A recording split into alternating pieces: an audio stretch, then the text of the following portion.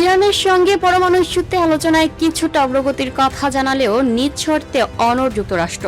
মার্কিন vice president বলেছেন, ট্রাম্পের দেয়া রেড লাইন না মানলে কোনো চূড়ান্ত সমঝোতা হবে না। এদিকে হরমুজ প্রণালী ইস্যুতে নিজেদের অবস্থান থেকে এক চুলও সরবে না বলে জানিয়ে দিয়েছে ইরান।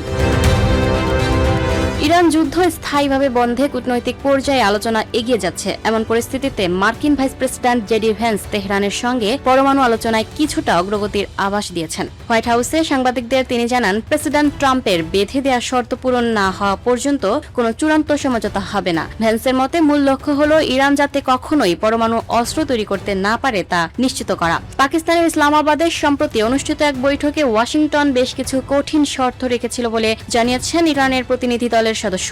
যুক্তরাষ্ট্রের দাবি ছিল হরমুজ প্রণালী সম্পূর্ণ খুলে দিতে হবে এবং 60% সমৃদ্ধ ইউরেনিয়াম মজুদ সরিয়ে নিতে হবে। এর বিনিময়ে জব্দ করা $6 মিলিয়ন ছাড়ের প্রস্তাব দেয় যুক্তরাষ্ট্র। শুরুতে আলোচনার টেবিলে কিছুটা নমনীয়তা থাকলেও পরবর্তীতে ট্রাম্প এই সমঝোতা প্রস্তাব প্রত্যাখ্যান করেন বলে দাবি করেছে তেহরান। কূটনৈতিক আলোচনা চললেও কোনো পক্ষই ছাড় দিতে নারাজ। হরমুজ প্রণালী ইস্যুতে নিজেদের অবস্থান থেকে এক চুলও সরবে না বলে সাফ জানিয়েছে ইরান। দেশটির প্রথম ভাইস প্রেসিডেন্ট মোহাম্মদ রেজা আরিফ বলেছেন, হরমুজ প্রণালীর ওপর ইরানের অধিকার নিয়ে তর্কের কোনো অবকাশ নেই। অন্যদিকে ইরানের পার্লামেন্ট স্পিকারের হুঁশিয়ারি, যুক্তরাষ্ট্র ইরানের অবকাঠামোতে আঘাত হানলে তার পাল্টা জবাব ওই অঞ্চলের সব মার্কিন ও মিত্র স্থাপনা মাত্র কয়েক ঘন্টায় উড়িয়ে দেওয়ার সক্ষমতা রাখে তেহরান। এদিকে ইরানের যুদ্ধ চলার সময় ইসরায়েলি প্রধানমন্ত্রী বেনিয়ামিন নেতানিয়াহুর সংযুক্ত আরব আমিরাত সফর নিয়ে শুরু হয়েছে বিতর্ক।